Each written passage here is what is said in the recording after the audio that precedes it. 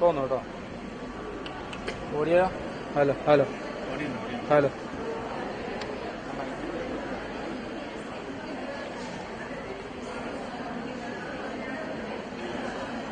ആ ലിങ്ക് എനിക്ക് കിട്ടണേക്കാം.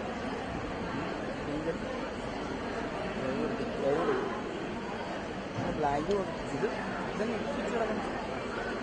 മാറ്റിയാലോ switch?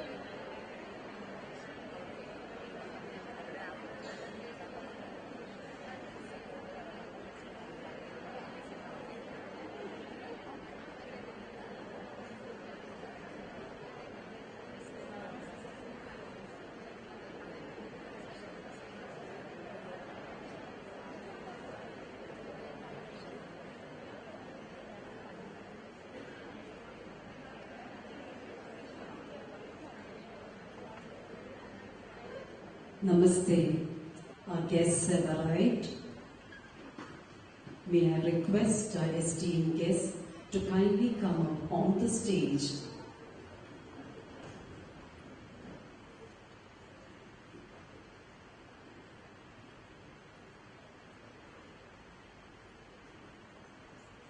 May I request our esteemed guests to kindly come up on the stage and offer floral tributes at the feet of Dr. K.M. Munshi. Offering tributes is our Chairman, C.A. Venugopal C. Govind. Our Chief Guest, Dr. Sandeep Shastri, Director Academics at NITTE Education Trust, Bangalore, along with our Director, Sri E. Ramankuti, and Honorary Secretary, C.A. K. Shankaranarayanan.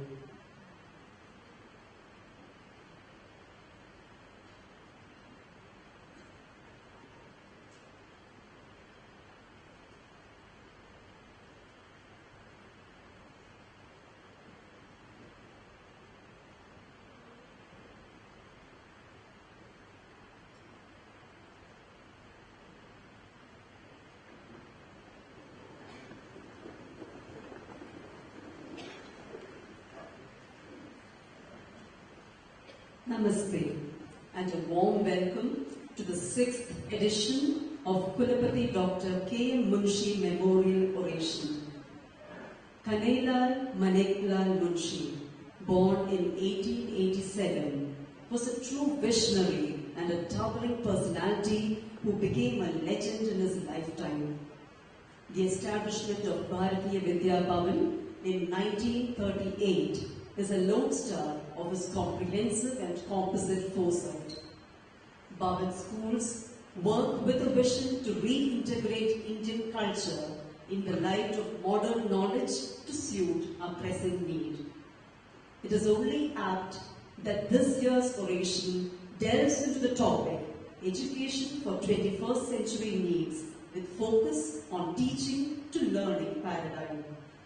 As Alvin Toffler had once stated, the illiterate of the 21st century will not be those who cannot read and write, but those who cannot learn, unlearn, and relearn. As educators, how do we adapt the elements of learning to our students and let them discover what their ikigai is? All this and a lot more coming up in today's discourse. Let us start today's session with the blessings of the divine.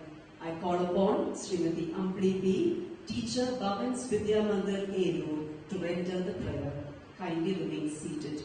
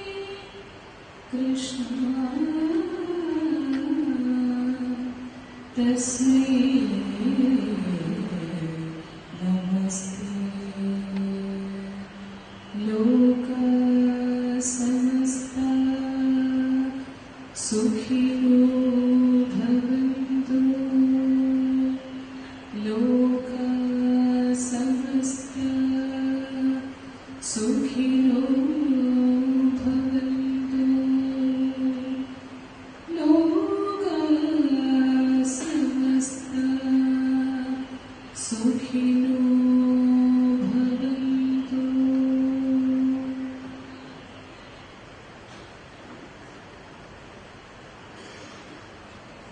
It is my honor to call upon Sri E. Ramankuti, Director, Bharatiya Vidya Bhavan Kochi Kendra, for the welcome address.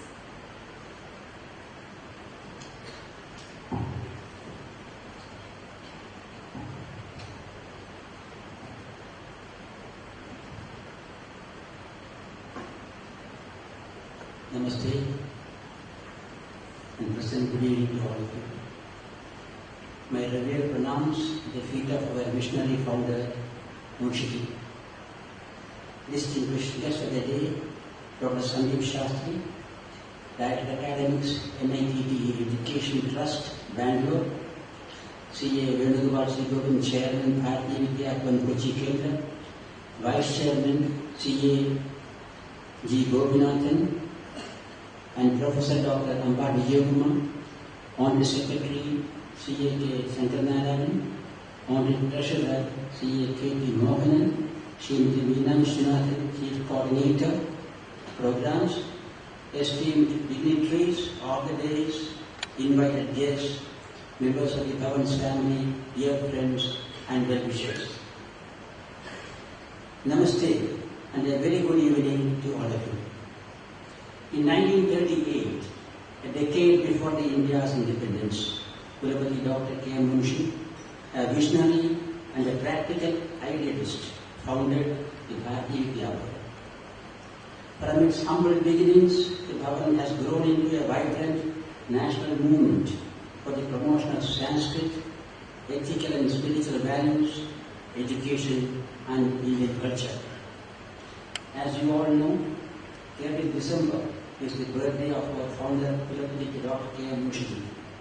To honor this philosopher in action, man of great ideas and courage, and champion of Indian culture, we hold the Dr. K. MUNSHI oration every year in December. This annual event pays tribute to his unparalleled contributions, profound legacy, and his efforts to revive Indian tradition and culture.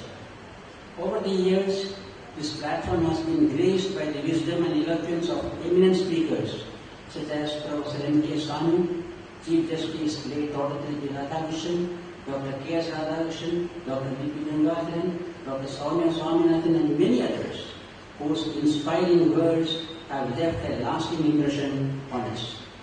Today, we are privileged to welcome Dr. Sandeep Shastri, Director Academics, NITTE Education Trust, Bangalore, as our distinguished chief guest.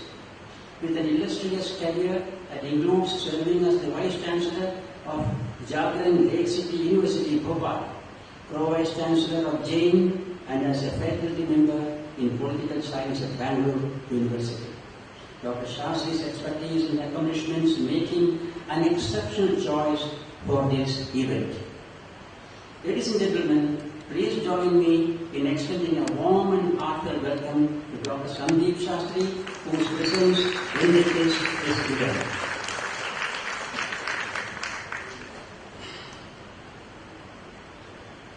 We are equally honored to have with us our respected chairman, C.A. Venugopal Srigovind, whose wisdom and leadership have been an inspiration to all of us.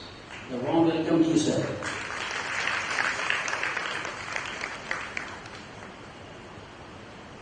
I also extend a special welcome to our Vice Chairman, Sri Gopinathan, Professor Dr. Ambar Vijaykumar, Honorary Secretary, C.A. Sankarnarayan, Honorary Treasurer, K.T. Mohanan, and Srimati Meena Vishwanathan, Chief Coordinator Programs, along with the esteemed members of the Kendra Committee and members of the Bhavan's family and friends.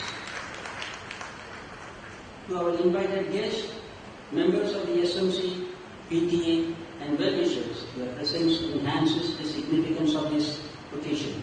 A warm welcome to each one of you. Once again, I express my great gratitude and extend a warm welcome to every one of you gathered here. Thank you.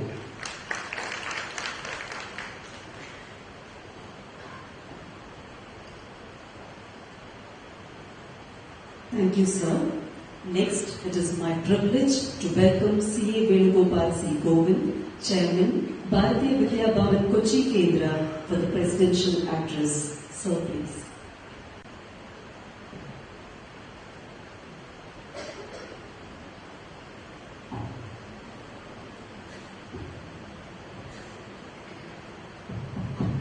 Namaste. Hari Om Shri Vidya. I offer my humble pranams along with all of you at the lotus feet of our very revered founder, Kendra MUNSHI. As our director said, 1938 we were founded as an institution, and today we are celebrating how many years now? 86 years of existence. Our founder was born on 30th of December 1887. So today also happens to be the 127th birth anniversary of our founder. All of us together offer a very humble homage to him. Honored Chief Guest of the day, Dr. SANDEEP SHASTRI, our Director Sri Ramamurthy, Shankar, all my esteemed colleagues in the United Committee, Madam Shastri, their daughter, their son-in-law, equally brilliant, erudite, scholarly as the Chief Guest niece, our auditor Sri Radhakrishnan, all the respected principals, vice principals, teachers. Why do we celebrate the Founders' Day? What is the relevance of our paying homage to a personality like MUNSHI? What has been his contribution to the historic, intellectual, spiritual, cultural arena of our mother India? At this time, as we do every year, we try to recapitulate what our founder has done for the whole nation, for all of us, and also in particular what he wanted the entire Bhavanites in the institution of Bharatiya Bhavan would like to pursue, to act and to contribute. While we pay homage to him, we try to look at the areas which are very, very dear to his heart. No doubt, the entire life of MUNSHI is completely dedicated to the cause of emancipation, of rejuvenation, of rebuilding, of restructuring of the cultural heritage of ancient India. Over 5,000 years of heritage, unparalleled, unequivocal, cannot be explained at all. No match anywhere in the world. We also try to look at why and what made him found Bharatiya Vidya Bhavan, an institution which today is of a global stature. We understand that art, literature, culture, spirituality, India's heritage were all very, very close to his heart. One aspect which runs through all this is the education. Education for refinement of the human mind. Undoubtedly, that continues to be the need of the hour. We are not too sure, though we were the most enlightened, most educated nation in the whole world 300 years ago, 500 years ago, 1,000 years ago, 5,000 years ago. Where do we stand now? When we look at the education system that prevails in this country, introduced by the powers that be, no point in mulling over that or crying over that. We are far, far, far behind acceptable international standards. What worries us, pains us, hurts is that every step, one step we try to make forward, we go 2 steps, 3 steps backwards in terms of achievement of the laudable objective of what education is. The object of education is to instill and inject values into the human mind, refine the human mind, fill the human mind with knowledge, which should ultimately take to wisdom. wisdom for realization of everything around us, the nature we live in, the surroundings, our circumstances, the air that we breathe in, the mountains, the valleys, the trees and the plantains, the birds and everything, and learn to look at them with sympathy, empathy, love, affection, warmth, compassion and whatnot. Human beings are born to protect the world and not to distract. But we, generations now, what we have been doing has been just the opposite. Therefore, there is a need for new education. The world cannot go on like this. A full stop has to be made at all the levels. At global level, there is awareness. Many institutions and agencies are working on that.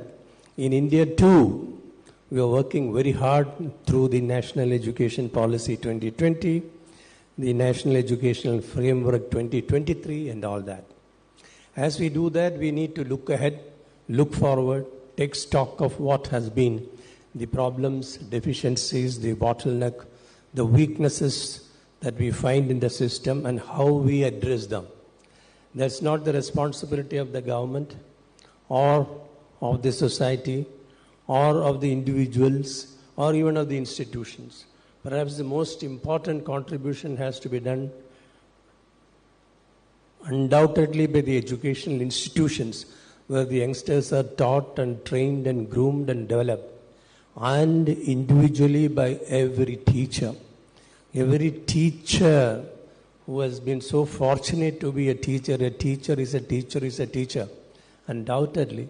So it's the responsibility of the individual teachers to continuously transform the young little minds in depth, in width, in breadth and whatnot, and ensure that all good thoughts, good qualities, good traits and good attributes are instilled in the young minds so they will grow, they will blossom to be responsible, highly responsible, contributing to the needs of the society. That's what we are trying to do in Bhavan, in our own little way, and all of you have been participants in that. We value your services, we value your individual contributions. We have no doubt that the teachers in Bhavans are a class apart. We have no complaints whatever. But nevertheless, it is necessary for you to know what are the futuristic needs of education, how it has to be shaped in the 21st century, how we have got to train and retrain ourselves, how we need to learn and unlearn from the basics, undoubtedly. And you are going through many training programs, many transformative research-oriented sessions you are being put through. But nevertheless, it's a golden opportunity for you to listen to someone like Dr. SANDEEP SHASTRI, an educator par excellence. He is the Director Academics for NITTE Trust, Educational Trust. As I was told, it was started in a village called NITTE in Karnataka by the renowned, very noble Justice K.S. Hegde, the late Justice K.S. Hegde, to ensure that the young ones in his own village receive the right kind of education and no one is left out. Inclusive education for everyone in the little village of NITTE. From that, the little seed planted by Dr. K.S. Hegde grew and grew and grew into a mighty banana tree, tending its branches and shades all over with close to 36 institutions. 36 institutions which offer 160 courses, subjects, programs and all that, you see. So this is what it is all about. Close to 50,000 students come out of this university, altogether in 3 locations, Bangalore and NITTE. And Dr. Shastri is in charge of academics, so you know how valuable his services are. Getting back to our founder, no words to talk about him. We have to know what he is, what he has been, you see. If you can think of the topmost 4 or 5 most outstanding personalities who contributed not just to the freedom of India, but to the development of the heart and soul of India, Kulapati Munshi will stand very high amongst them. He has been a man of many parts. He was attracted to the ideals, the objectives, noble objectives, and trained under Aurobindo Ghosh. Aurobindo Ghosh, for whom, as we say, the sense of Aurobindo Ghosh has been the motherhood of spirit. That is what he has been, you see. So, drawing inspiration from him, Kulapati K.M. Munshi had always in his mind to set up an education institution of excellence. Not everyone can do. If you look at all the greatest of the men who lived along with him, his peers, you will find that each of them were had many qualities of eminence, indescribable qualities of eminence, you see. But you will find that Kulapati Munshi is an absorption, has the essence, the content of the best of all of them, undoubtedly. If you look at Mahatma Gandhi, the superior will, the commitment, not just to achieve freedom alone, but for Mother India, nationalism and patriotism, you find strong glimpses of that in Munshi. You look at the bravery, unmatched bravery, intense audacity, never say die attitude of Subhash Chandra Bose. You find that quality also in him. There has been time when K.M. Munshi even differed strongly with Mahatma Gandhi and then said, if you simply follow the path of non-violence, Bapuji, as you do, India will never be free. I am going out. He went out and later he came back. That was Munshi ji. If you look at Jawaharlal Nehru, his erudite scholarly wisdom, the profundity of his depth of his knowledge or wisdom, the sapience of all that Jawaharlal Nehru stands for, his literary prowess, all that you find in good measure in Munshi ji also. If you look at Rajagopalachari, another tall figure, the perspicacity of Rajagopalachari, the shrewdness, the competence, the sharp intellect, the ability to take quick decisions and all, you find that too in Munshi ji. You look at Babu Rajendra Prasad, the first president of India, the sagacity of Rajendra Prasad, you see, the ability, the foresightedness, the far insights that he had to have, the intuition that Rajendra Prasad had, with which he held the presidency of India and guided even Jawaharlal for 10 years. You find a good part of that in Munshi ji also. You look at the literary prowess, the humanism of Rabindranath Tagore. See Geetanjali, you will find that all the goodness, all things that about many short stories, novels, dramas, poems, what-not, have come from the pen of, gifted pen of Rabindranath Tagore. Equal measure you find that. You look at Baba Ambedkar, the juristic eminence, administrative efficiency, the ability, a power of discrimination that you find in him, never wanting to bow down before anyone, conviction, courage of conviction, conscience, all of Baba Ambedkar, you will find in immense measure in Munshi ji also. You also find the honesty, the integrity, the love for the nation, intense love for India of Maulana Abdul Kalam Azad, the first education minister of India. You find that in Munshi ji. So this and all that you find in abundance in Munshi ji. Why did he not then become Prime Minister of India? He ought to have become Prime Minister of India. I have no doubt about that. There are a lot of commonalities between Pandit Nehru and Munshi ji.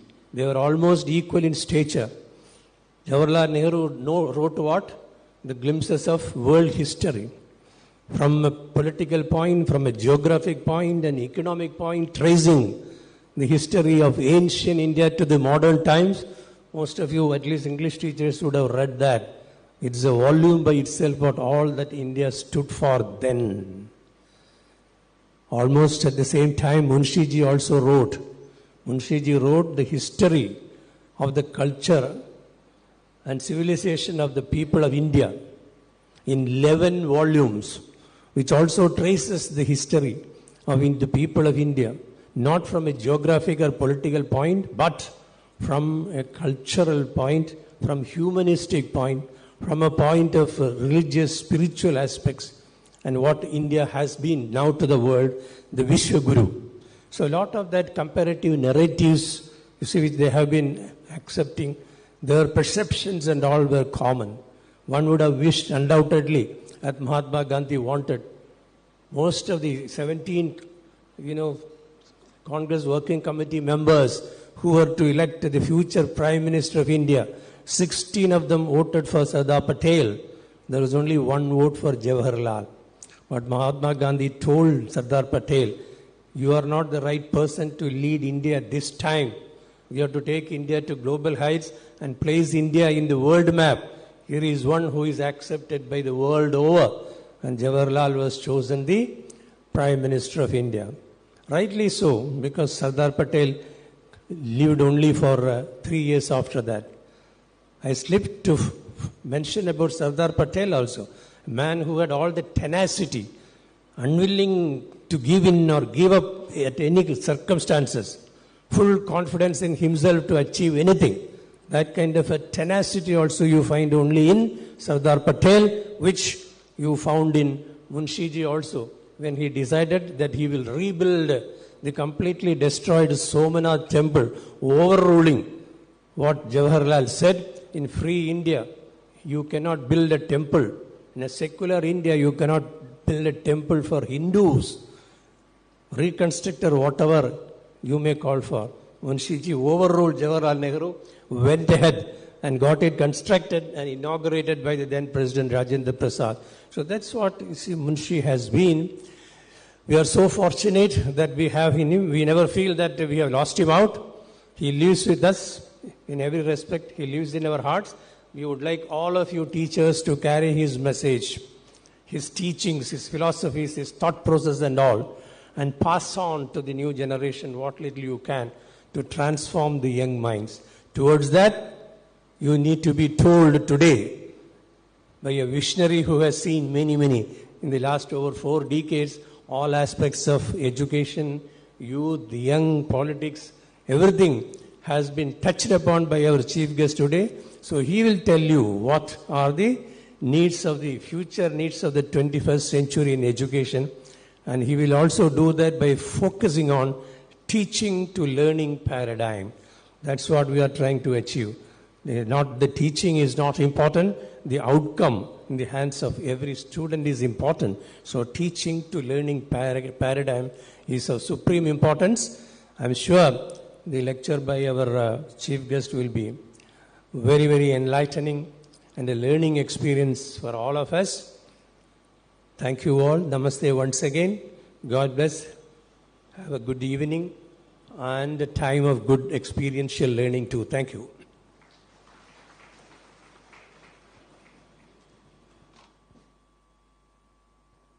Dr. K.M. Munshi, a visionary par excellence indeed. Thank you, sir, for your words.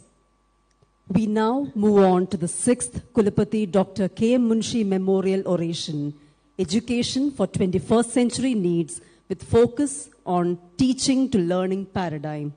I'm privileged to invite Dr. Sandeep Shastri to take the stage. Sir, please.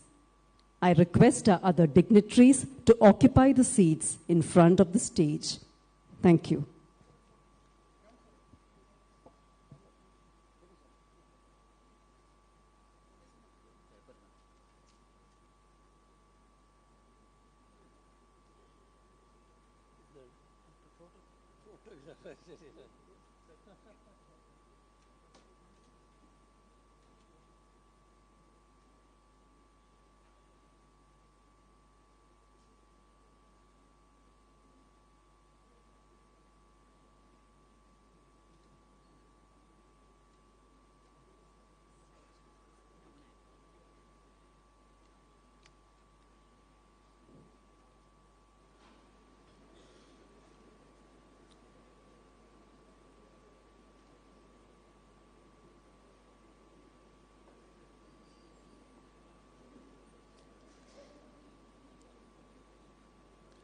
Shri Venugopal Govind ji, Shri Raman Kutty ji, Shri Shankar Narayanan ji, other distinguished office bearers of the Bharatiya Vidya Bhavan Kochi Kendra, and distinguished invitees to this 6th Dr. Kulapati K.M. Munshi Memorial Oration.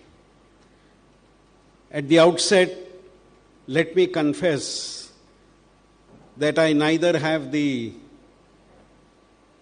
melody of Ambili, nor do I have the erudition of Venugopalji. And I find myself in a dilemma. Neither can I hold you with the non-melody of my voice, nor the lack of erudition that we saw in the chairman's address. But like Kulapati ji always told us, continue to do what you are required to do, and hopefully people will respond to what you have done. So let me thank the Bhavan and its office bearers for having invited me to be here to deliver this oration.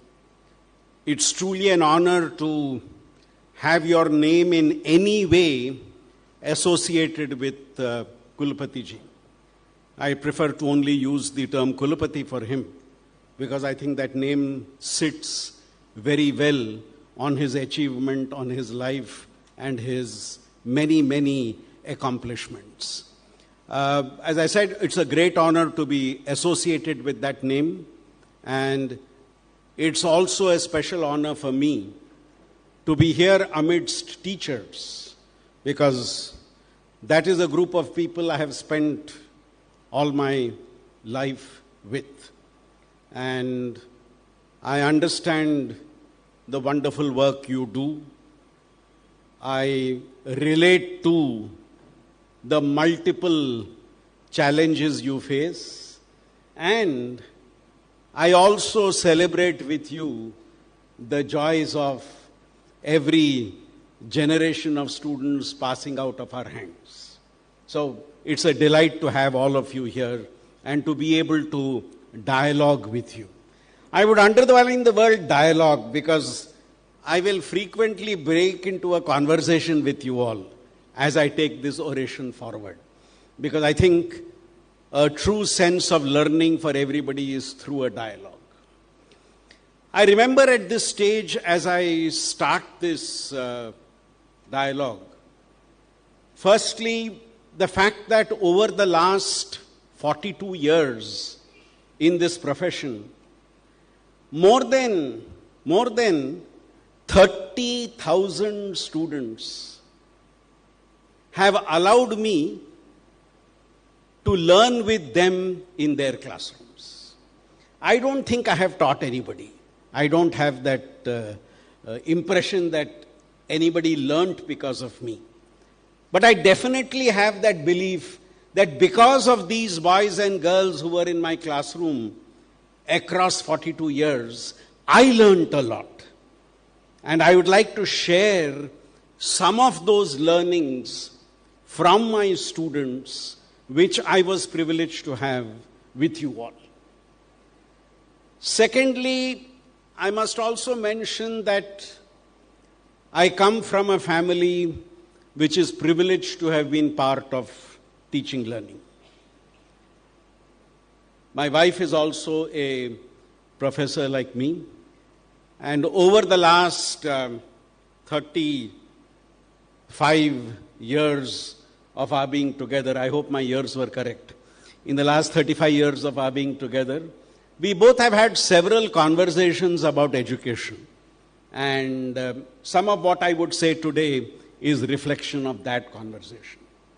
And finally, I think both of us have a sense of accomplishment because either because of us or in spite of us, our only child also decided to take to the field of education and is today an assistant professor at Flame University in Pune. He studied abroad in the best institutions but then told me and my wife that I want to come back to India and work in India. And so he has come back and taken up a teaching job here. And last year, my wife and I were blessed that we included a third member to our family, which was my daughter-in-law, who is also in the field of education and is currently pursuing her PhD in psychology. And my conversations with both my son and daughter-in-law have been part of the learning that I will share with you today. So friends, in consultation with the Bhavan office bearers here, I chose the theme, Education for the 21st Century, which we are all involved with. And in that I specifically chose moving from the teaching to the learning paradigm. And if you will see on top, there are 4 dimensions which I emphasize here. First, how do we sustain learning in this 21st century? In our 40-minute classrooms, how do we make sure that the interest in the first minute continues in that 39th minute also? How do I make sure that even if I'm taking the final period of the day, because somebody has to take the final period of the day, how do I sustain that enthusiasm of my classroom? I also want to look at the millennial learners who we are all dealing with in our classrooms. Those born in the 21st century. Those who did not have to be taught about computers, mobiles, and of tablets. Sometimes I worry when I see children refusing to eat without watching something constantly. Is that the new reality? I don't know.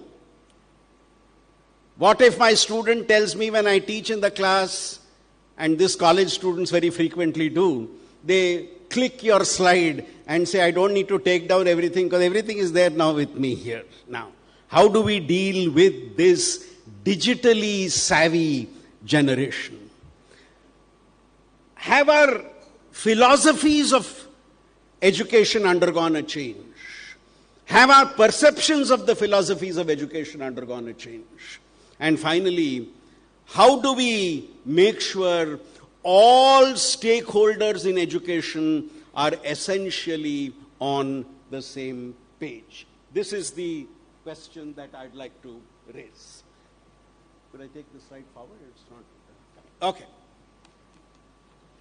I would also like to dedicate this entire oration to the memory of the person in whose name this oration is being held, in the name of Kulapati ji, for 3 reasons. His life and living. Kulapati ji's life for me was like an important march of history. And to quote what he said, which I think is something important for anybody in education, he said, and I quote, "It is my faith in our past which has given me the strength to work in the present and look forward to our future." How beautifully he linked the past, present, and future. We all underwent our learnings, our B.Ed courses, our B.A., B.Sc courses, our master's programs in the past. We relate that to our students in the classroom in the present, but we are doing all that for the future. And Kulapati ji put it so beautifully, this linkage between the past, present, and future, which reflected his life and living. If you look at the time that he was Food and Agriculture Minister of India, what someone talks about today so much, he practiced in his time. He started what was called the Van Mahotsav. Those days, I'm talking about the late 1940s and early 1950s, he talked about the need for a forest cover for sustainability. And today we say that that's a very, very pressing need of the day. When you look at Munshi ji's thoughts and thinking, I am reminded of those 2 words which he used to describe the preamble of our Constitution. everybody talks about the Constitution today. Kulapati ji defined the Constitution's preamble in 2 words. He said it was the political horoscope of India. Kulapati ji called the preamble the political horoscope of India. Because it tells you what India is, a sovereign, socialist, secular, democratic republic. It tells you the goals of the state, liberty, equality, fraternity, and justice. And it tells you who made this constitution, the people of India. And Kulapati ji put it in 2 brilliant words, a political horoscope. And finally, the legacy of the Bharatiya Vidya Bhavan that he created. I was telling over tea that my maternal grandfather had been closely associated with Kulapati ji in Mumbai.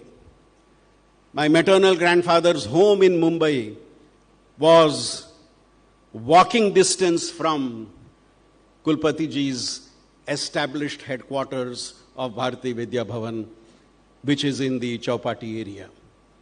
And in all my school vacations, I used to be in Mumbai, and I remember walking down that street every day and looking at that magnificent structure. If you could take the slide forward, if you could look at, if many of you may have seen that magnificent structure in Mumbai. And I remember this right from the 1970s when I used to see this on a regular basis. And Kulapati ji said that education is the primary contribution of the Bharatiya Vidya Bhavan. And all of you are the instruments in that vision that Kulapati ji had. Now, I would like to share with you all something I read, which I often call a teacher's prayer, which I'm sure would be very close to Kulapati ji's heart also. The prayer goes something like this. The prayer is called I Didn't Know. And what did I not know? I didn't know that years of school and a college degree would be of little use when facing a full room of naughty and sparkling eyes on every day of school and college. Yeah. And I thought I was ready. How many of us thought we were ready with that degree that we had in our hand, and that degree was no use when we went into that classroom to start our first session with the children? It's working, sir? Okay. If you take it forward, what else did I not know? I didn't know. I didn't know that teaching the youth was only a fraction of my job. No one warned me about those staff meetings, corrections, collections, committees, paperwork, and of course,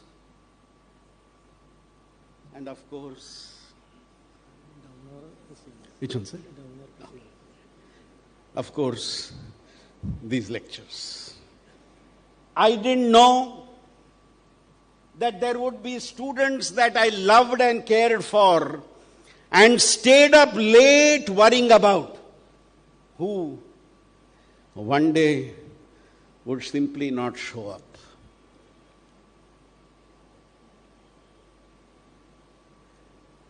And that maybe I never ever would see them again.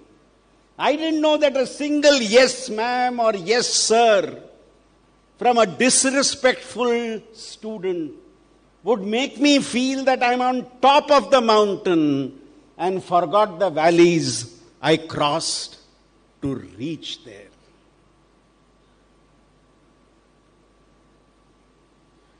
And this was the cake for me when they told me, sir, ma'am, you are the best.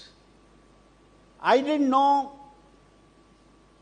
that my slide will not change when I want it to change. I didn't know that after however many years of teaching and learning, I would feel so many emotions at the same time. Wiser, more tired, sadder, and happier all at once. Friends, as I put up these 4-5 slides, each time I was looking around at different corners of the room here, and in every corner I definitely saw a few smiles. In every corner I definitely saw some people doing this, saying, yeah, that's about me that you are talking about. I hope the essence of the job that we do was captured by these few lines that we put up here. But then I have this also.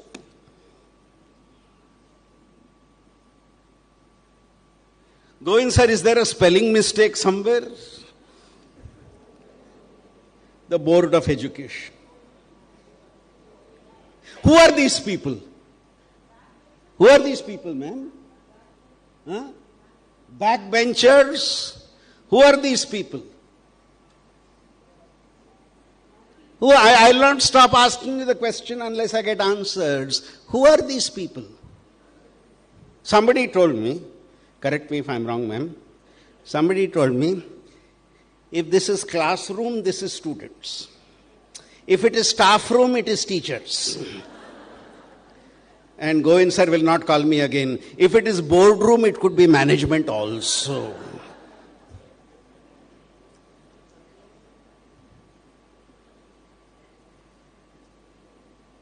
Have we somewhere, sometimes reduced education to this? But the chap still keeps himself busy, right? Board of Education, but still keeps, at least one of them is keeping himself fully busy there. Ma'am, somebody told me this, I'm sure you have also heard it. A boy was refusing to get up in the morning to go to school. Mother is waking him up. Get up, go to school. No, I'll not go to school. Why? Nobody likes me in school. Mother said, no. You have to get up and go to school. Lot of people like you in school. Finally, mother said, look, you have to go to school. You are a teacher in that school. Students are waiting for you in the class.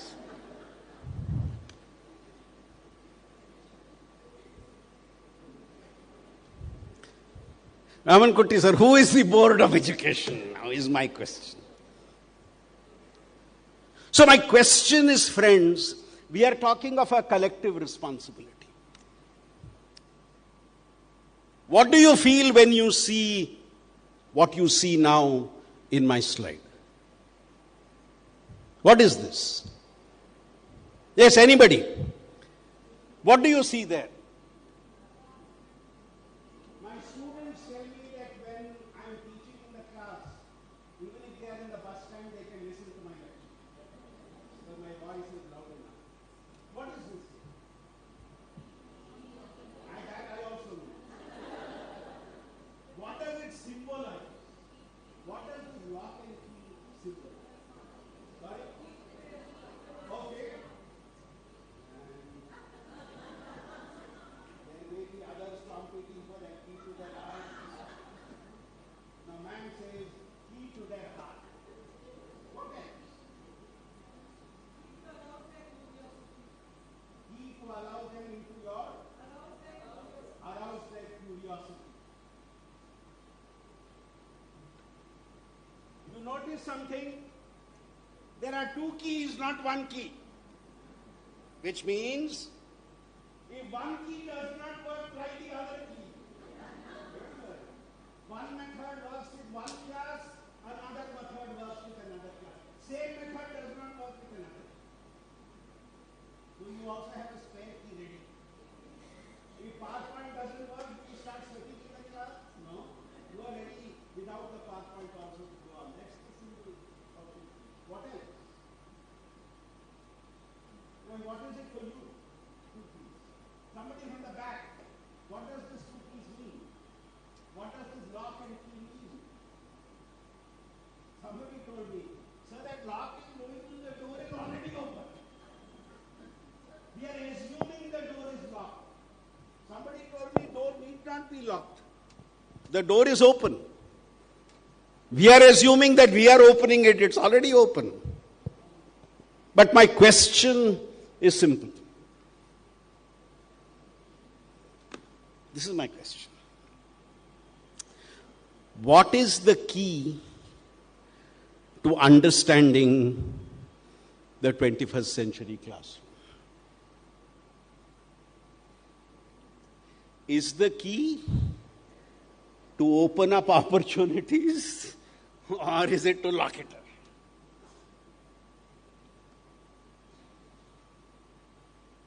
Do students ask a lot of questions in your class? Yes, no. Yes. All students ask questions. Why?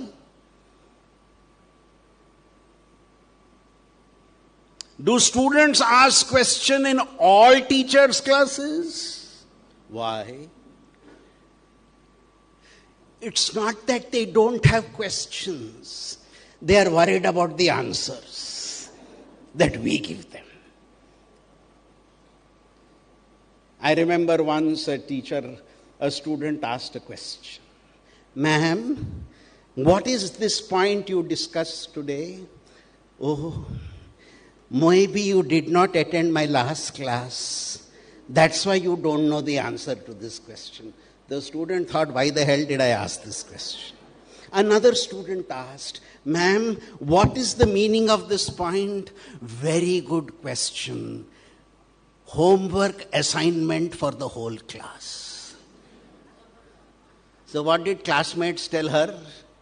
No, look, I know you are very intelligent, but why did you have to show it in front of ma'am? In the process, what happened? Now, that's why people don't want to ask questions, because they are worried about the answer that will come from your side. Am I opening up opportunities, or am I locking them away? Because the point is simple. The point is simple. If as a faculty I want curiosity and exploration in my class, I will open up opportunities. If my motto is fear and caution, if I allow them to ask one question, there will be a second question, and then a third question. And what if I cannot answer those questions? So if my motto is fear and caution, there is no way it would go forward. Kulapati ji made a very interesting point in one of his writings. He said, never stop learning, as life never stops teaching. Never stop learning, as life never stops teaching. Today I had a 20-minute meeting with your leaders of the Kochi Kendra. And when I go back to my room today, I'm going to note down 4 or 5 points which I learned from them today. Because there was such great wisdom in that room, which I must capture as part of my learning.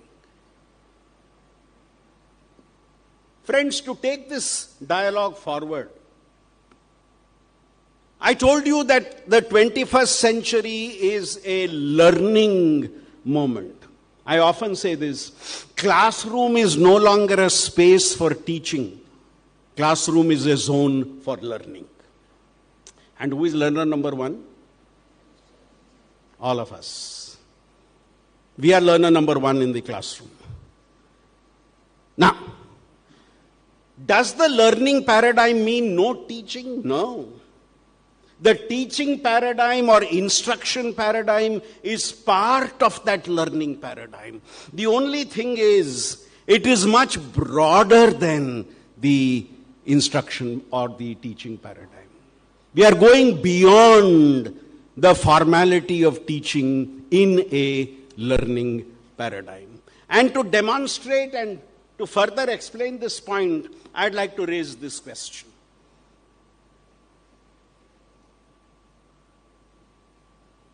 How has school or college changed since we come?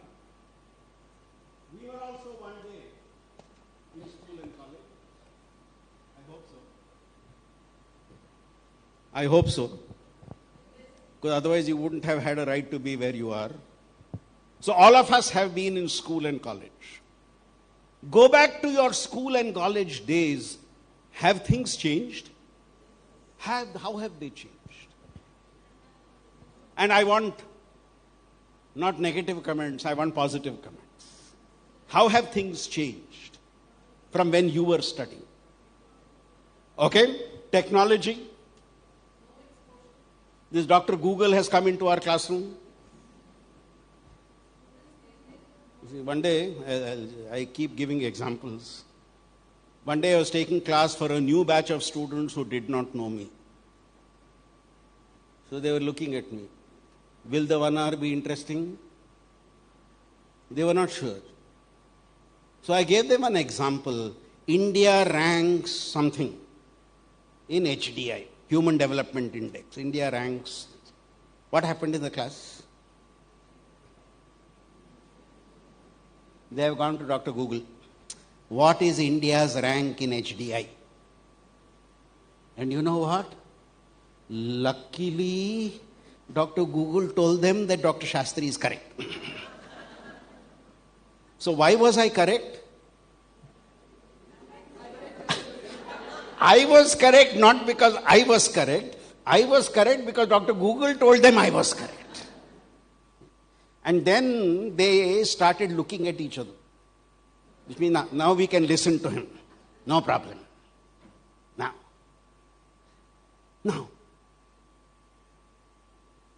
Is technology our competitor? Is technology our competitor?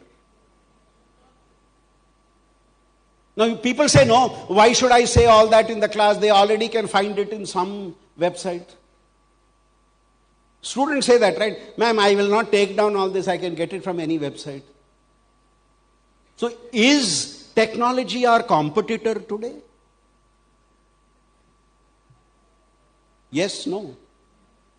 How to make technology our assistant? Today everybody talks about ChatGPT. That assignment is written by ChatGPT. What did I do? I gave them an assignment. I asked ChatGPT this. And this is the answer that ChatGPT gave. Tell me what all is wrong with this answer. Oh sir, you also go to ChatGPT? I said, yeah, I go to ChatGPT to tell you what not to go to. Because you will find how many mistakes are there in the answer that ChatGPT gave you. Or, I tell now, you may not be able to do it at school level, but those of you teaching at a college level, I have given my students permission on one day in a week, you can bring your mobile to the classroom. Why? That day, I will not give them definitions of the concept I am talking about. I said, you find out in your Google, use your mobile, find out. And they find out. And they read out and tell me. And later on, those same students tell me, in the exam we remembered the definition because we had read it out to you in the classroom. Can I make Dr. Google my assistant? One day I knew the answer, but I am forgetting who wrote this book. Let me try and remember. By the end of the class, one of them, I saw her doing it below. I said, okay, do it. Then she's telling me, sir, the person who wrote what you told is so and so. I said, very good. I know how you got the answer. But I wanted you to know that you can use technology for this purpose also. So yes, technology. Anything else that has changed in our classroom today from what it was when we were students? Has anything else changed? Come on. Sir told me that you are all very interactive. Rote learning has reduced. Students will not accept something only if they have to memorize it. They tell you, explain it to us. If we are convinced, we will do it. What else has changed? Has anything else changed? Sorry? Children are more aware. Can I put it differently? Children have more access to information. Our job is to convert that into knowledge. They have more information today. They have access to information. But what is my job as a teacher, as a facilitator? Allowing them to give a meaning to that information that they have access to. Now, let me share with you what happened in NITTE a little while ago. I had called a professor of an American university to talk to my students on what it is to work in an American university. At the end of the lecture, one of my students asked a very mischievous question. He said, "Sir, is attendance compulsory in your university?" Not for teachers, for students. I was wondering what the answer will be. He was also my friend. He stood up and said, "I know where your question is coming from because I also did my undergraduation in India." Attendance is not compulsory in my classroom. But I tell my students, tomorrow don't come and tell me that the examination was very difficult. Because whatever I ask in the examination is based on what I do in the classroom. Don't tell me the assignment was very difficult, because whatever assignment I give you is based upon what I dialogued in the classroom. So if you want to miss my classroom, no problem, but don't come up with these complaints later. And I'm sure you all can do that. Can we all touch our hearts and say that when I engage my class for 1 hour with my students, there is no textbook which can give that knowledge to my students which they would otherwise get in my classroom. That's the challenge I have held out to my teachers. Students will stop worrying about attendance if my class interaction is such that they know that what they got in that 1 hour sitting, they would not get if they were to read a book many times over also. Now that's the question that I'd like to raise with you all. One last example of how maybe our classroom has changed in this time from our time. Anybody? One last point. Anybody in the group? I'm only getting answers from the front row. I want answers from the back row. Quickly. Otherwise, I'll assume your classroom has not changed. How you taught then, your teachers taught then, you are teaching now. How has classroom changed from when you were a student? I was bored then, they are bored now. No change. Those days I thought, why are they teaching all this? Today they think, why are they teaching all this? No change. So tell me, otherwise I'll provoke you with more such points. How has classroom changed?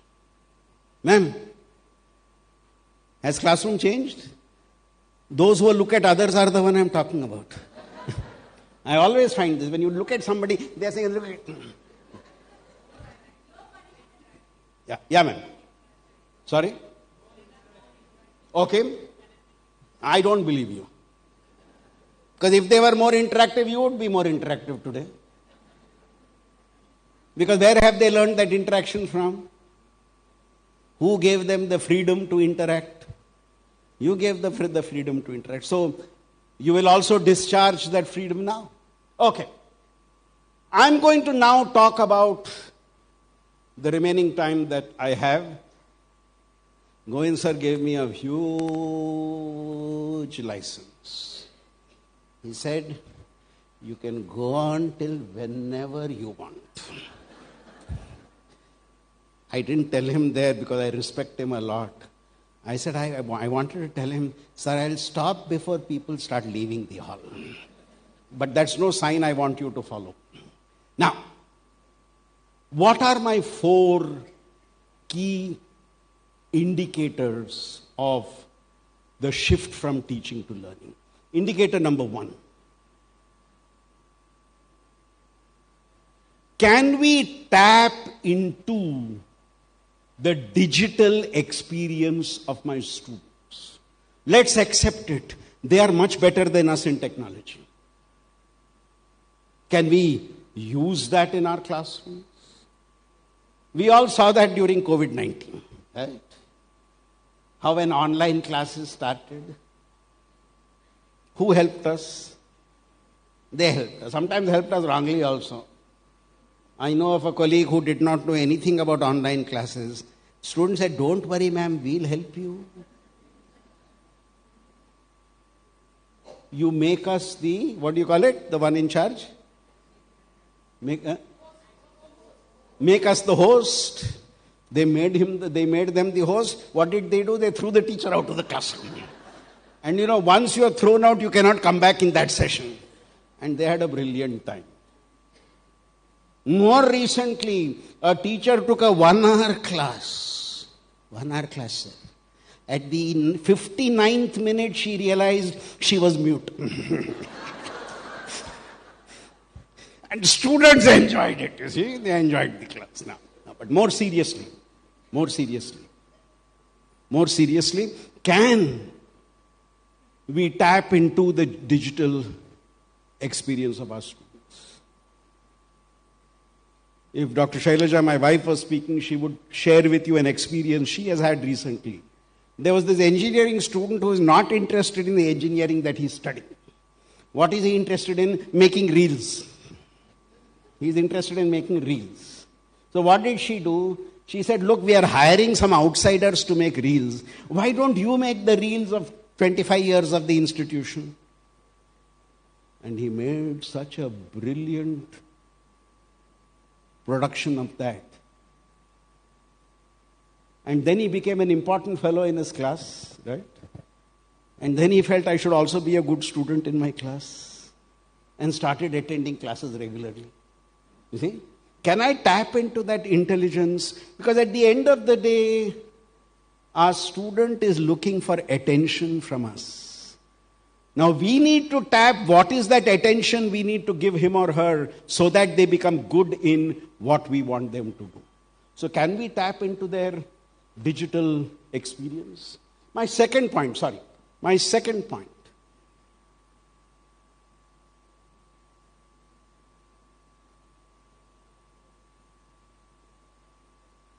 I don't know how you like this idea.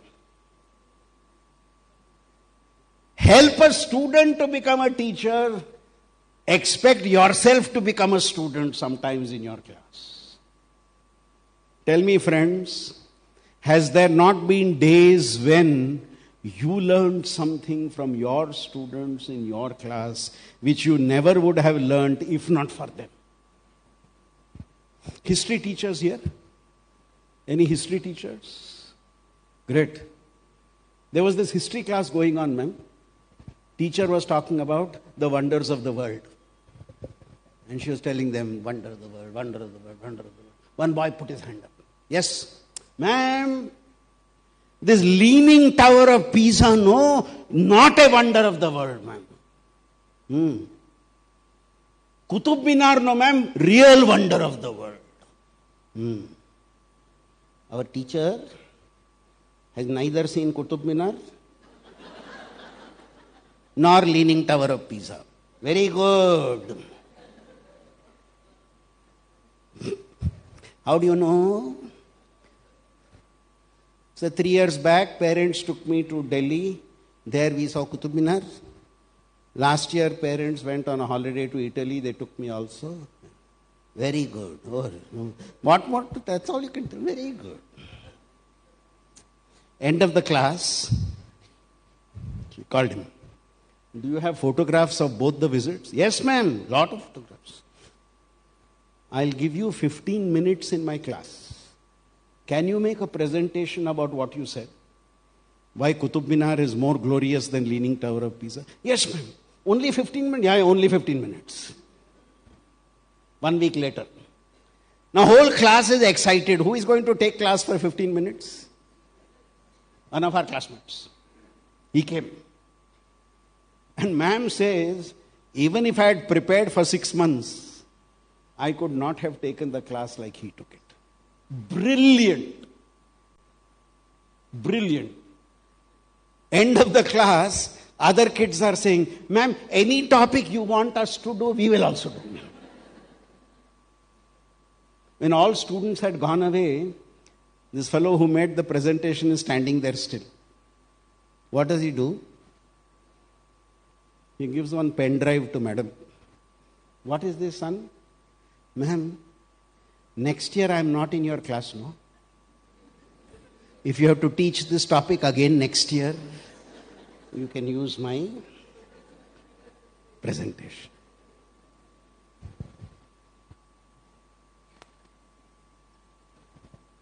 What does this photograph I am now going to show symbolize?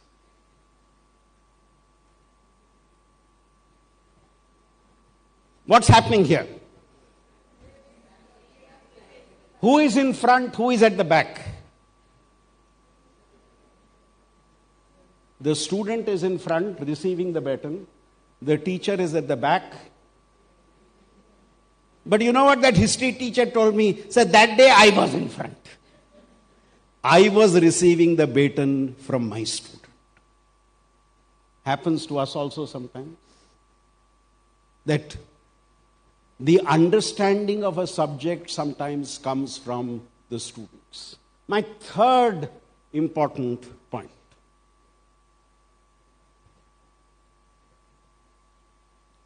Can I get real with outside the classroom experience? What I am discussing with the children in the class, can I relate it to what is happening outside? Do I? Or do I say all this is theory, I can't relate to outside? Govind sir, I have an example for that. You have built a great auditorium where nobody can see outside. I once went to an auditorium and took a session like this, where one side was fully glass. And more people were sitting that side. Why? Why? If the class, now they all know the answers. If the class is boring, I tried to make it interesting. But however interesting you make it, some people were looking outside. What happened in the result? Because some people were looking outside, what happened? Other people also started looking outside because they were seeing what are these people looking. So suddenly I found, sir, 3/4 of my class. What should I do? And the same answer I get always. You also look outside. I also looked outside. Great scene going on there. You know what had happened outside, ma'am? Road. Cow had gone and stood in the middle of the road. So this side traffic could not go, that side traffic could not go. There was one teacher who indulged in share market. So he took a bet with his class, with his friend. The cow will go in front and this side traffic will go. Other fellow said, no, cow will go back and the traffic from that side will go. So 500 rupee bet there. Then I told everybody, let's go out. We went out. And then one of them took the hay and went in the direction he wanted it to go because 500 rupees. And the cow went in that direction and the traffic continued. Then somebody like Raman Kutty sir who was there asked me, Dr. Shastri, we invited you for a lecture not to take people out to see the cow crossing the street. What to tell Raman Kutty sir there? The Raman Kutty sir there, what to tell him? I said, sir, what was going on outside was not different from what was going on inside. Outside there was an unwilling cow. Fill in the blanks. Once the cow became willing, I could continue my session. Now, this is too dramatic an example of being real with outside classroom experience. But how many of our science and technology teachers, once a month, use the science and technology supplement of a newspaper in our classroom? How many of us teaching commerce and related subjects use the business supplement of the newspaper in our classroom? Now, that for me is bringing real life from outside into our class. And my fourth and last point. Can I measure what matters? After 42 years in the teaching learning process, whenever students come back to me, a point I often hear is, "Sir, you will not remember me. I used to sit in the back of the class. Today I have achieved all this." And a large part of that is, whenever I paid attention to your class, whatever I listened there. Believe me, those in the back of the class are the ones who will make you proud of what you did. I often have this debate with my family members. I don't like this term, slow learner and fast learner. Don't get angry with me. Who gave you the right to call somebody a slow learner? Is he or she your slow learner because you can't understand that person? Is it that person's fault or your fault? But I have suggested at my institution not to call them slow learners, call them paced learners. They have a pace of learning. Now, can I measure what matters? I have a student who came back to the institution I was teaching in and went up to a teacher and said, "Ma'am, you remember you told me this?" She said, "Yeah, I have achieved this today. That day you called me this. Today you see what I am. I came here only to tell you that." Many of you may have heard of the very, very famous story of Vikram Seth, the one who wrote the book Suitable Boy. He was very fond of poetry. And his English teacher one day, his English teacher called Fiona ma'am, gave him a poem to write in the class. Everybody. Poetry writing competition. He wrote a poem. He gave it to ma'am. Ma'am said, "Monday morning you will get it back. Friday evening." He says, "That's the longest weekend I have spent in my life, waiting for my poem to come back." Monday in the class, ma'am distributed the poem to everybody, their own poems. Vikram looked at it. We don't open it like this and look at it. Like that, we look at it. How much have we got? He had got F. F. The incorrigible optimist he was, he thought F must be first. First. He asked, "Ma'am, F means failed." "Why, ma'am, failed? I told you to write your poem. I didn't tell you to copy somebody else's poem." Now, Vikram was crestfallen. He went home. His mother was a famous judge, Leela Seth. Mother said, "Look, you wrote the poem?" "Yes, Mama, I wrote the poem." "Don't worry then. If she didn't understand, that's her problem. You know that you wrote the poem." "No, ma'am, but how can ma'am say failed?" Then next day when going to school, mother said, "Ask ma'am, where have I copied it from? Ma'am, where have I copied this from?" Now by now, Fiona ma'am also is a little worried. She thought it is copied. She does not know where it is copied from. Because she thought it's too good a poem for Vikram to write. So she told Vikram, you don't ask any questions. I don't ask any questions. B+. Yeah. You know what Vikram did? He took that, gave it to her and said, you keep this B+ and went away. And that day, he stopped talking to Fiona ma'am. Best teacher, his favorite teacher, stopped talking to her. Grew up, became what he became.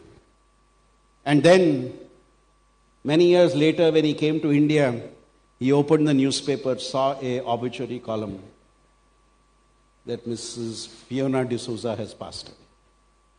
And the memorial service was fixed on a particular date. He decided to go there. Fiona's husband was making the memorial speech. And he said Fiona was down with cancer for several months, bedridden. And below her pillow was her favorite poem. And I'm going to read out that poem today. And to Vikram's shock and surprise, it was his poem. He ran up to the husband after the function and said, sir, husband said, I recognize you, you are Vikram. Fiona ma'am was hoping that you will come today. This is your property. And what was that? That same page, that same notebook page. It was not in the notebook now, it was separate. Ma'am had cut out that B+ and written A+++++ and said, Vikram, you will get this one day. I am too ashamed to give it back to you.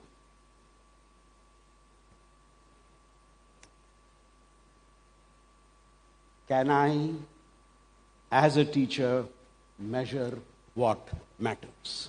My final slide. I'm not going to deal with all the 8 points. Teaching is wonderful, learning is phenomenal. What are the 4 points I want to leave? In row 2, character refinement. Can I, as a facilitator, as a mentor, help in the character refinement of my student? I remember still an incident many years ago when we were organizing a conference. I had a student committee and I took those students with me each time we went to do something for the conference. I had gone to book the conference hall in a hotel and the manager said, sir, this is the rate. And he quoted a rate. My students were with me. Quoted a rate. I said, this rate is too high. Give us the best rate.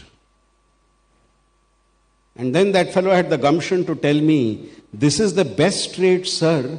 20% of this we will give you.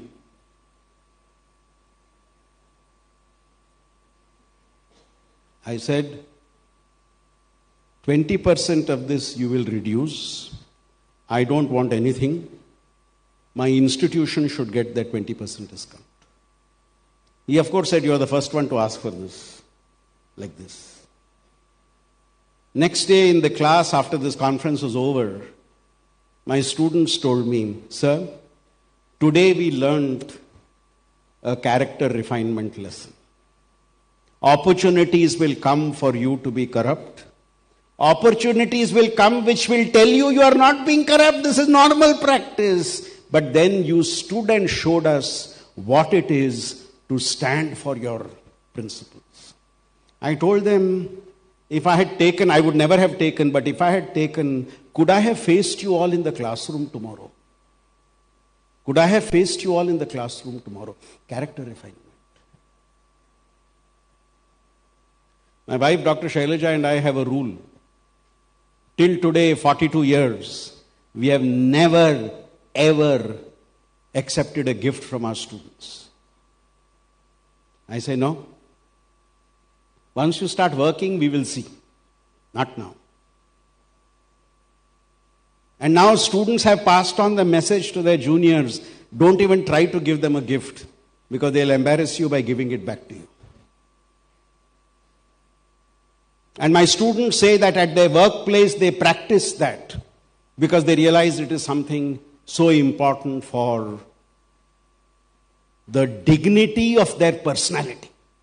The dignity of their personality. My second point, looking after the healing needs of my students. It's not that simply people say we are their second parent. Do I look after their healing needs?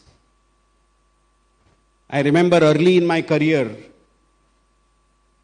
one student one day came to me and asked me, "Sir, where were you yesterday?" I said, "No, yesterday I had to make a presentation somewhere, so I had to go." "Whose permission did you take to go, sir?" I said, why are you asking me this?" "No, sir. Yesterday was my birthday. And this is the first time I'm away from my parents. And you were like a parent to me. I wanted to come and touch your feet yesterday because it's my birthday, and you are not there." That day I realized the type of needs that we as faculty need to fulfill. And are we there to fulfill those needs? My last 2 points. Can I involve myself with my students' ideas? Do I start by telling them no? Or do I start by telling them yes? And then suggest possible changes in that. I love to watch music shows. While I'm fond of music, I love to watch the judges give their comments. I still remember Pandit Jasraj once told a singer, "Ah, how nicely you sang, Betty.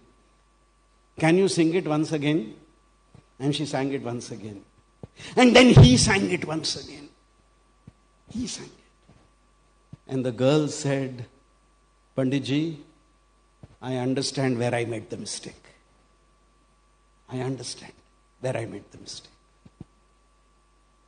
Now, look at that approach of being able to help your students do better. And finally, linked to that, my role in nurturing them. So friends, let me end with this statement which I always use.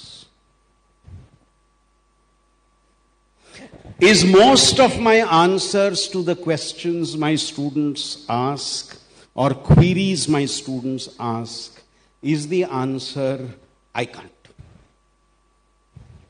When principal ma'am says, "Can you do this?" No, I can't. I had a student, even before I asked him something, "Can you?" "No, ma'am, I can't. I have not even told him what I want him to do. I can't." How often is "I can't" an answer? If "I can't" is an answer for bad things, I'm very happy. I can't smoke, I can't drink, I can't do drugs, very good. But can we avoid "I can't" for good things? In fact, try this out in your class. Ask students to make a list of things they can't do. I can't, I can't, I can't, I can't. One of them wrote, "I can't study early in the morning." I said, "I understand." Next point, "I can't study late at night." Now then I wondered, where is the escape route? When I made that list first, I wrote, "I can't comb my hair." To acknowledge my wife's role, when this started, she put one board on my dressing table because we spend a lot of time searching for hair, right? She put a board there. When God makes something good, God does not cover it up. I can. Can we help our students? Can we help ourselves? Convert our "I can'ts" into "I can." Because until "I can't" goes away, there is no place for "I can." And the cousins of "I can." Who are the cousins of "I can"? I will, and I must. Friends, let me conclude with a story. A story which could be your story, which could be my story, which could be everybody's story. There was this teacher taking the last hour. How is that last hour? And that too, second floor, from where you can see all the buses of the school. And all the buses are lined up. Your bus has also come. And here is the ma'am getting into the class. So what did students tell ma'am?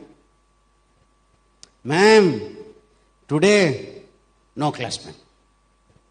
Ma'am also had already taken 5 periods. So ma'am said, okay, students, today no class. Students are so happy, but no going out of the class. Because you know Murphy's law? Monday to Thursday you take class. Friday you let them out early. That day only headmistress ma'am will go on rounds. That's called Murphy's law. Only that day they will go.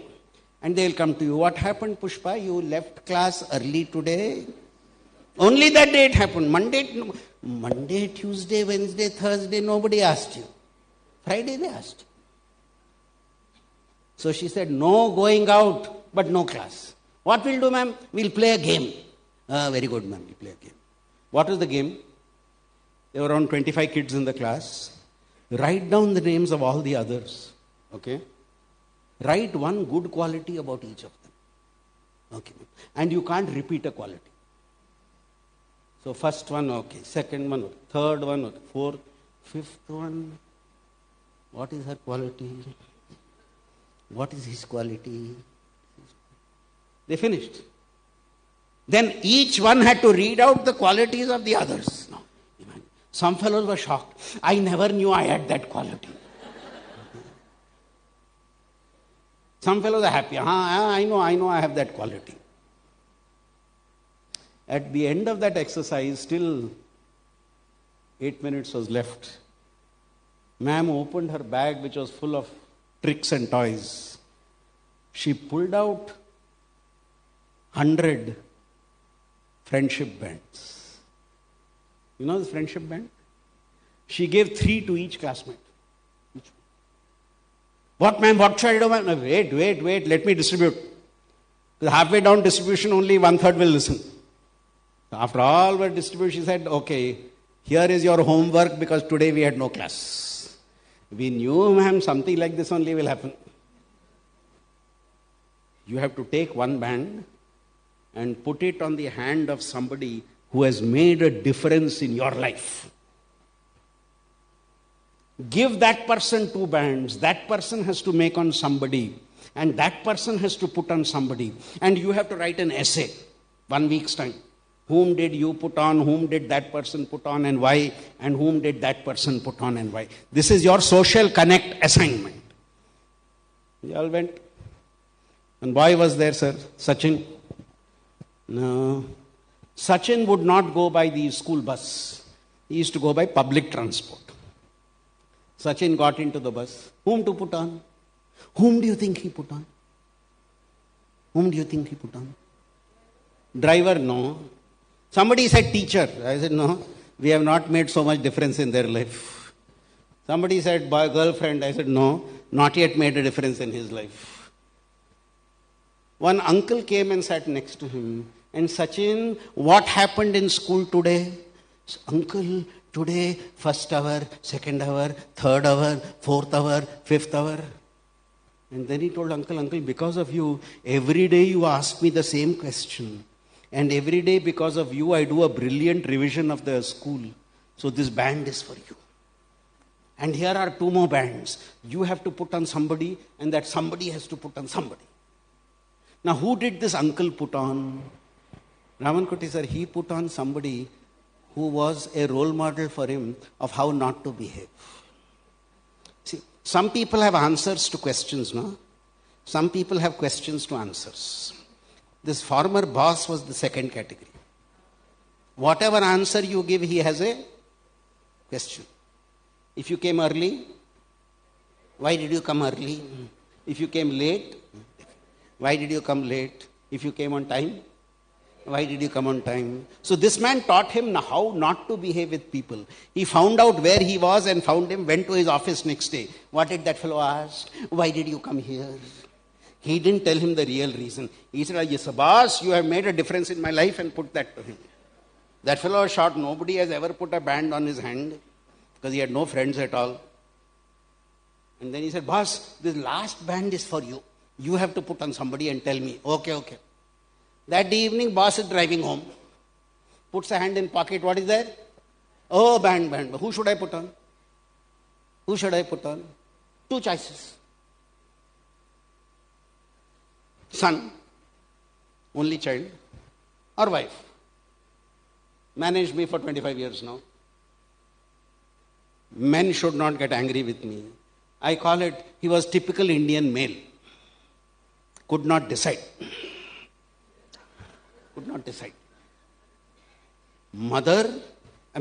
Wife, son. So he took another typical Indian male decision. I will not decide, let the other person decide. I will ring the bell. If wife opens, wife. If son opens, son. Somebody asked me from audience, what happens if servant opens the house? 7 p.m. in the evening, no servant in that house, middle class family. Only wife or son. So he rang the bell. Son opened the door. He called son. Put the band in the hand of the son and said, you have made a difference in my life. You know what the son told the father? Appa, if I knew my band will come back to me only, I would not have put it on that uncle in the bus. If I knew my band will come back to me, I would not have put it on that uncle in the bus. Appa, do you realize it requires so many people for you to tell me that I have made a difference in your life? Does this happen to us teachers also? That we forget to tell a fellow teacher, you have made a difference in my life. We forget to tell a student that you have been remarkable in my class. So can we somewhere, I can make that difference. Suppose, my final point, suppose in 2040, Govind sir calls a meeting of all alumni of Bharatiya Vidya Bhavan schools. All alumni are brought together in one big auditorium. And you call one guest like me to give a speech. And that person says to all that alumni, who was your favorite teacher in your Bharatiya Vidya Bhavan school? How many of us are confident that at least one student will take our name? How many of us are confident that at least one student will take our name? If you are, then you have followed this rule of I can, I will, and I must. Because at the end, Munshi ji said, patience is the highest offering and the Lord loves to receive it. We are all in a profession where there is no instant gratitude. It comes after 5 years, it comes after 10 years, it comes after 20 years. When that student comes back to you and tells you how he or she has had a difference in their life because of... I had a student once coming back after 25 years and telling me, sir, I enjoyed your classes. I said, thank you. Sir, that blue shirt you wore was very nice. I said, what? No, sir, that blue shirt was very nice. I said, forget the blue shirt. Did you remember what all I talked in the class? That I remember, sir. But I got worried if they are going to remember things like the blue shirt you wore. And that's why, sir, I always wear blue shirts on important occasions. Look at the transformation, look at the impact that you can have on the life of a child. Thank you, and I have taken Govind sir's word too seriously, I think, and maybe taken a little longer time. But I wish each of you the very best. As we end 2024 tomorrow, and as we begin a new year day after tomorrow, I wish and hope and pray that this new year is filled with joy, filled with happiness, filled with good health, and filled with all good things you would like for yourself, for your children at home, and for your children at the schools. All the best, and thank you for giving me such a patient hearing.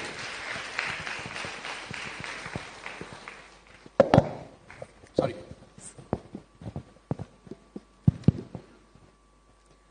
Learning is not compulsory, but neither is survival.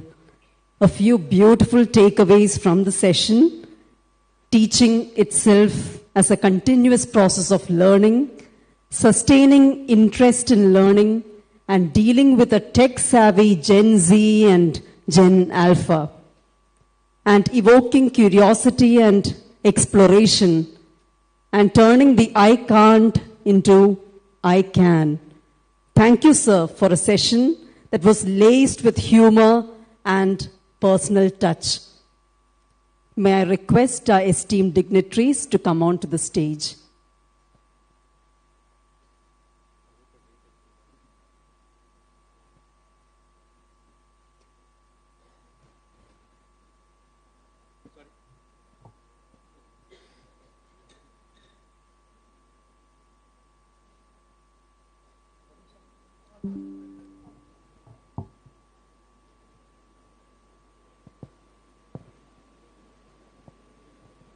Don't worry, I'm not starting another speech.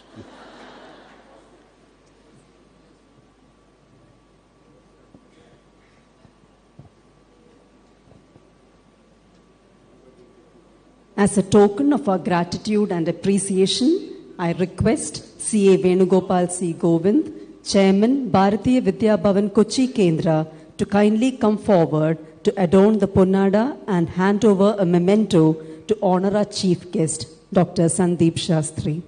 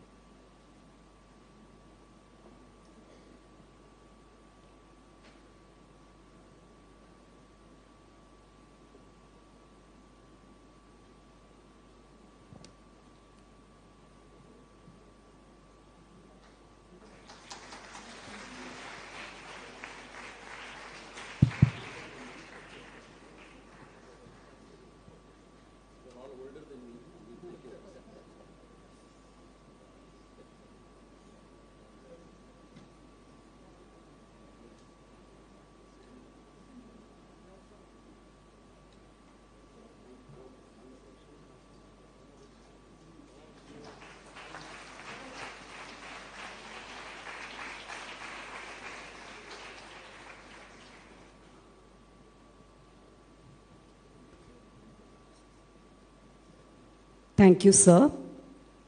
I request C.A.K. Shankaranarayanan, Honorary Secretary, Bharatiya Vidya Bhavan Kochi Kendra, to propose the vote of thanks.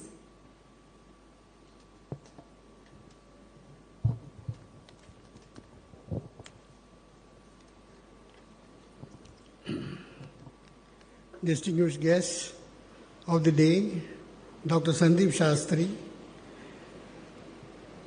Chairman Venugopal C. Govind, respected Director Ramangutti sir, distinguished members of the Kendra Committee, members of the Bhavan fraternity, special invitees, Namaste and good evening. As we near the conclusion of this evening's inspiring 6th KULAPATI K.M. Munshi Memorial Oration, it is my honor to offer heartfelt gratitude to all those who made this gathering truly remarkable. Today, we were privileged to hear Dr. Sandeep Shastri, scholar of extraordinary depth and breadth, illuminate the evolving paradigms of education for the 21st century. Sir, your profound observations rooted in the experience and vision have not only sparked reflection, but have also charted pathways for transformative learning. Thank you, Dr. Shastri sir, for enriching us with your wisdom. To our guiding force, C.A. Venugopal, C. Govind, your presidential address was a beacon of clarity and purpose, reminding us of the enduring legacy of Kulapati Dr. K.M. Munshi. Thank you, sir. A special note of appreciation to Sri E. Ramagutti, Director of for your warm welcome and steadfast commitment in fostering this annual tradition. Your efforts reflect the very values Munshi ji championed. My thanks to the Kendra committee members, Bhavan fraternity, and to every member of the audience. Your presence today is a testament to the relevance of Kulapati Dr. Munshi's ideals. It is your engagement that keeps his vision alive and vibrant. Behind every successful event lies a team of dedicated individuals. My sincere thanks to the organizers, technical teams, and support staff of the impeccable execution and attention in detail. As we part, let us remember that the legacy of Kulapati K. Munshi is not just a story to be told, but a call to action. May we carry forward his vision of integrating tradition with modernity in all we do. I wish you, on behalf of everyone present here, a very happy and prosperous new year. Thank you, one and all.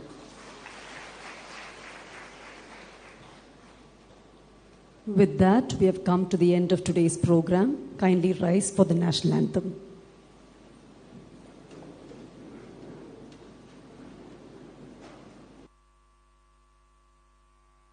जनगण मन अधिनायक जय हे भारत भाग्य विधाता पंजाब सिंध गुजरात मराठा द्राविड उत्कल बंगा विंध्य हिमाचल यमुना गंगा उच्चल जलधि तरंगा तव शुभ नामे जागे तव शुभ आशीष मांगे गाहे तव जय गाथा जन गण मंगलदायक जय हे भारत भाग्य विधाता जय हे जय हे जय हे जय जय जय जय हे।